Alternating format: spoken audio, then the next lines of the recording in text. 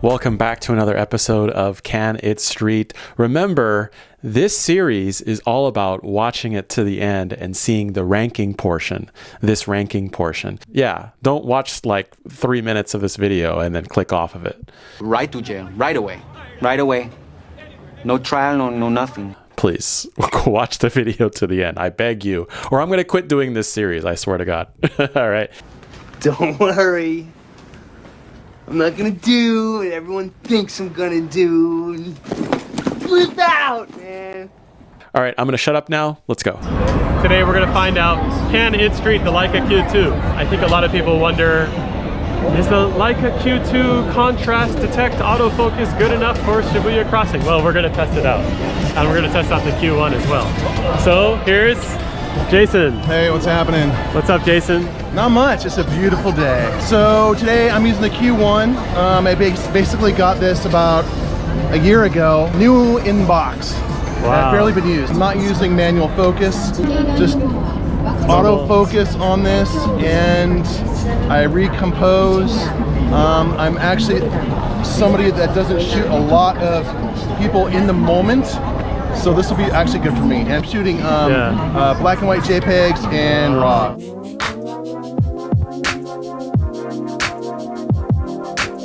I think everybody wants to see Shibuya crossing. I want to see the scramble, so let's go.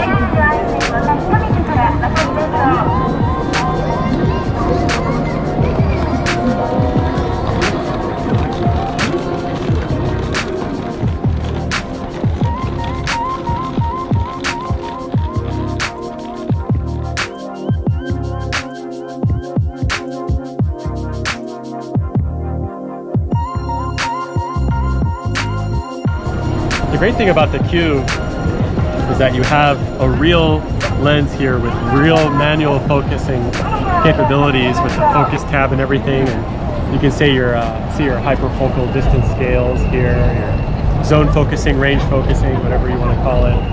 And yeah, it's really great to manual focus with this, with the focus peaking. To be honest, actually, I haven't shot this camera much for street photography because this year I'm shooting all film. But I got this camera in a trade with my friend Johnny. The reason I got this camera was really because I wanted to be more artistic. I wanted to do more reflection stuff and play with the light and the shadows in real time and find more things that the EVF can help me out with.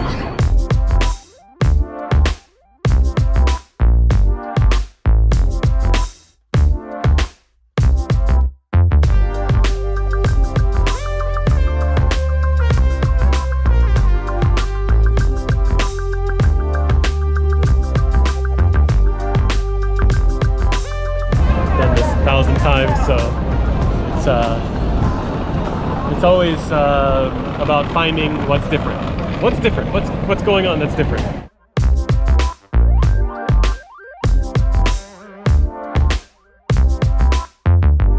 With this super wide lens, I like to focus on foreground elements.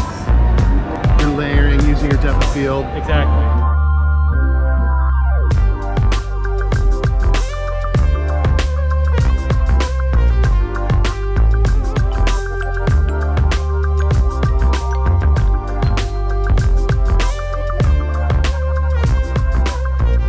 Shooting JPEGs? No, I shoot raw DNG. And then I have my own recipe. Right. And so are you is that recipe like, are you going in strong with that? Are you going in hard with that? Or are you going or subtle edits, subtle recipes?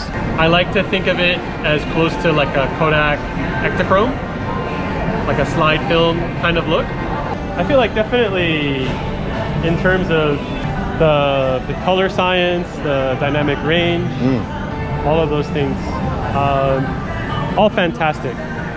But I'm not going to sit here and say like it blows any other camera system out of the water. When you're buying a camera, when you're using the Q2, do you feel that it's imperative that you need more megapixels than the Q? No.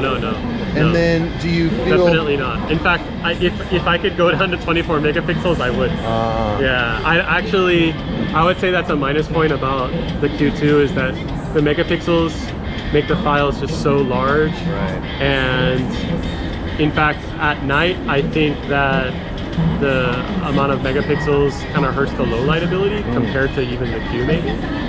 I've never really compared the files back to back to RAWs like that, but one thing I do have to say that I wish I had that the Q does is the weather sealing. Right, the weather sealing. Because you know, when you spend that amount of money on a camera, you want that. Yeah. And that's probably the one thing that I want from the Q. Yeah. So that's 2 for the Q, right?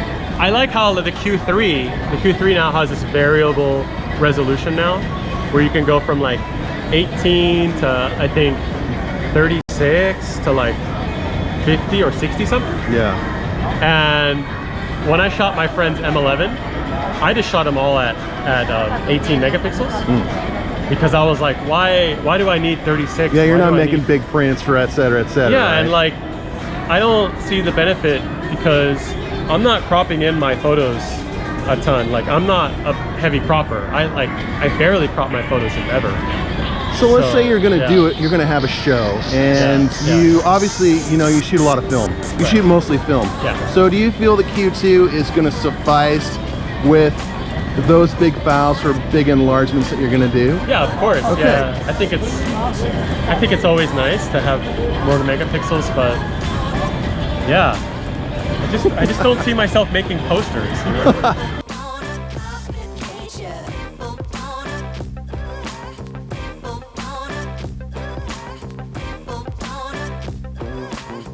Personally, with the autofocus, I'm going to talk about this later at home, but autofocus I think is really fast for the Q2. I agree. I don't know about the Q1, but it's fast. I feel it's fast. All right, so as you can see, the back of the cameras here is the Q2, Q1, you got all these buttons on the left-hand side here. 5 buttons. You got a record video button right here, the continuous mode right there. But they simplified the buttons, the layout here. You got this customizable button right here, and this one here too as well.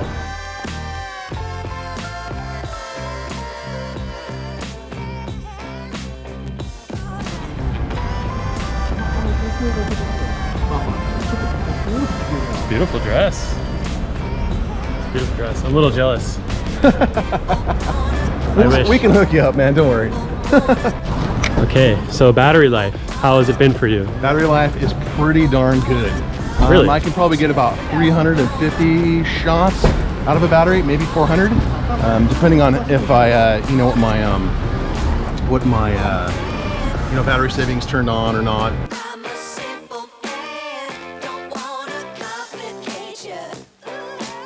As for my battery life with the Q2, it's not bad. I have 2 batteries.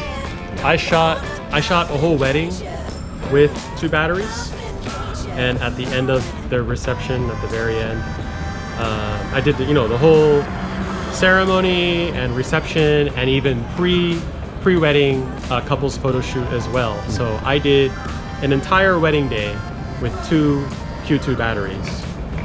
So I was okay, but on occasion the battery life is bad, and I can't explain it. And I think it's just depends on how many photos I take or how much the display is on or off. And yeah, I would say that the battery life is just average. Got some great framing here. So this right here, and then that up there, and then the plant, it's just nice. Super cool. Yeah, right on. You get off on lines I know, and shapes dude, a lot, right? Like I think may have told you, like my prof in school, he was, there's no creativity involved. It was all like, you need to do this and you need to do that. You know, so I think like textbook definitions of what photography is. Yeah, exactly. Here is your rule of thirds. Here is your depth of field. We're going to do this exercise to make sure you have this, you know? So I'm still really into it, but it's only been later in life where I've just sort of gotten like super creative.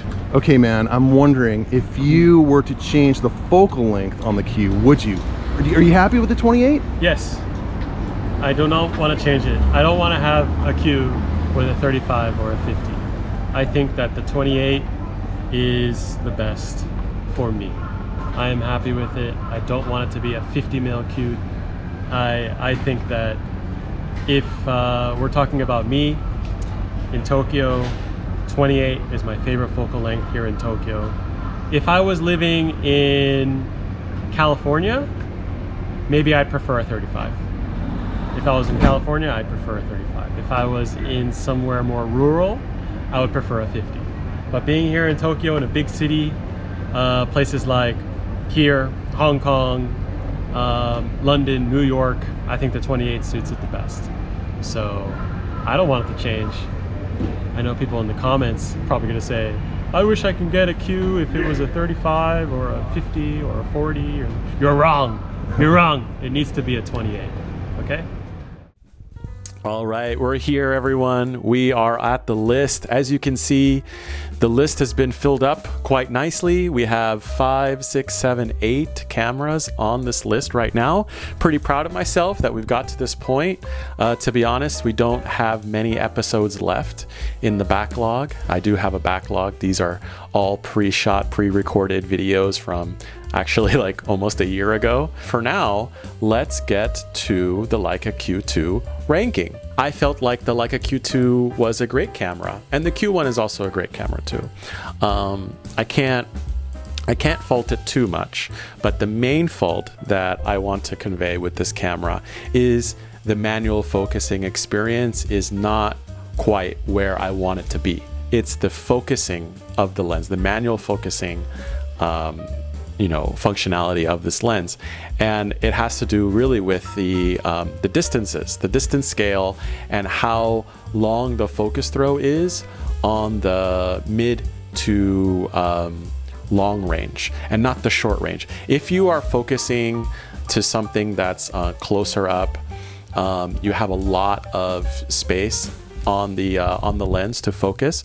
But when you're focusing more mid ranges like 2 meters, 5 meters, 1.5 meters, 10, then you have quite a small amount of adjustment wiggle room. So manual focusing is actually quite difficult with this camera, and it's still focused by wire.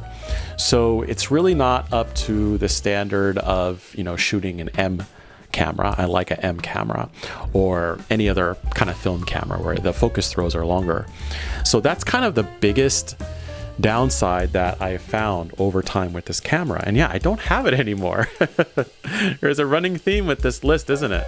GR1S, don't have it anymore. RF, don't have it anymore. X Pro 3, don't have it anymore. Contax G1, don't have it anymore. Pentax 6.7, don't have it anymore. Leica Q2, don't have it anymore. Yeah, this list is a real search, isn't it? Stop it. Get some help. The main issue I had with the camera is the manual focusing experience. Not even the autofocus experience, not even the contrast detect autofocusing. I thought that was actually really snappy, and I never really missed photos when I was autofocusing with this camera. So I can't really fault it on that. I feel like I want to give it an A, but damn. Okay, so it has the leaf shutter, just like the Fuji X100 series. Doesn't have a flash built in. Damn, this is really, wait, hold on, this is difficult. I honestly don't think about this before I start recording. So this is hard for me. Autofocus is good. Manual focus could be better. Hexar RF had its faults, and the X100T and the GR, they had faults, right? But they weren't big. It was a good camera, shit. Confusion of the highest order. Okay, I am ready to rank it. The Leica Q2 gets an A, boom. And the Leica Q1 gets a B, boom. Okay, what do you think about that? What do you think? Leica Q2, A, Leica Q1, B. I think that's fair. I think it's pretty fair. There's a few more features and the benefits to the Q2 over the Q1. Not a lot. All right, so here we are. 10 cameras on the list now. Look at that. It's filling up, guys. I think the next one I'm going to do here is the Ricoh GR3. So keep a lookout for that. All right? Thank you very much. I'll see you again. Stay humble. Goodbye. Staring, the real men have the nuts to walk away. Yeah, cool guys don't look at explosions. They blow things up and then walk away. Who's got time to watch an explosion? There's cool guy errands that they have to